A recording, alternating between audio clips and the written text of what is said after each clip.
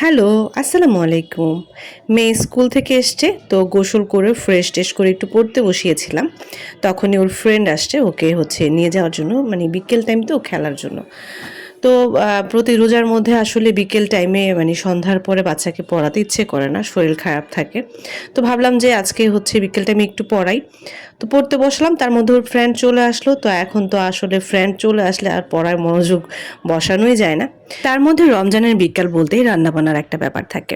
তো যাই হোক, বাচ্চাকে আর পড়তে বসালাম না, অল্প একটু জাস্ট লিখে দিল, লিখে দিয়ে ওর ফ্রেন্ডের সাথে চলে গেল। তো আমিও চলে আসলাম রান্নাঘরে। টুকিটাকি রান্না করব আজকে, কালিজিরা ভর্তা করব। আর বেগুন অলরেডি আমার হেল্পিং হ্যান্ড উনি করে ফেলেছে। উনি আসছে কিছুক্ষণ আগেই, তো ওনাকে রান্না সব কিছুই বুঝিয়ে দিয়েছি, উনি জাস্ট রান্না শুরু করে দিয়েছে। তো আমি ভেবেছিলাম যে উনি রান্না করবে আর আমি বাচ্চাকে একটু পড়াবো, যেহেতু ওর একজন চলে আসছে। তো যাই হোক, সেটা তো আর হলো না। আমি চলে আসলাম রান্নাঘরে এসে ওনাকে মুরগি রান্না করতে দিয়েছি। আজকে আলু দিয়ে মজা করে ঝাল ঝাল করে মুরগির মাংস রান্না করব। আর আমাদের গাছের বেগুন তুলে নিয়ে আসছে, তো গাছের বেগুন দিয়ে বেগুনি করতে বলেছিলাম। উনি গাছের বেগুন দিয়ে বেগুনি করেছে। বেগুনিটা যদিও খুব একটা ভালো হয়নি।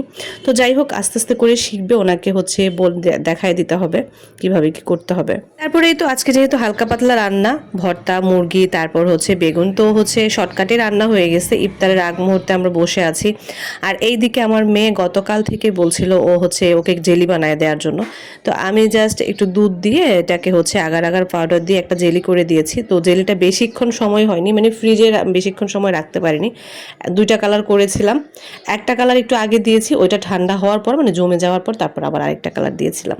একেবারে শর্ট টাইমে করেছি, আর একটু বেশি টাইম পেলে সাদা অংশটুকুও জমে যেত। দেখতে যেমন তেমন হোক, জমুক বা না জমুক, খেতে কিন্তু খুবই দারুণ হয়েছে। শুরুতে ওদের দুজনেরই বাবা মেয়ে দুজনেরই খুব মন খারাপ হয়েছে এটা দেখে, বাট এটা খাওয়ার পর আমার মেয়ে তো খুবই খুশি। আমি নিজেও টেস্ট করেছি, খুবই অসাধারণ হয়েছে এটা খেতে। গল্প করতে করতে ইফতারের টাইম হয়ে গিয়েছে, তো এখন ইফতার করব। আল্লাহ হাফেজ।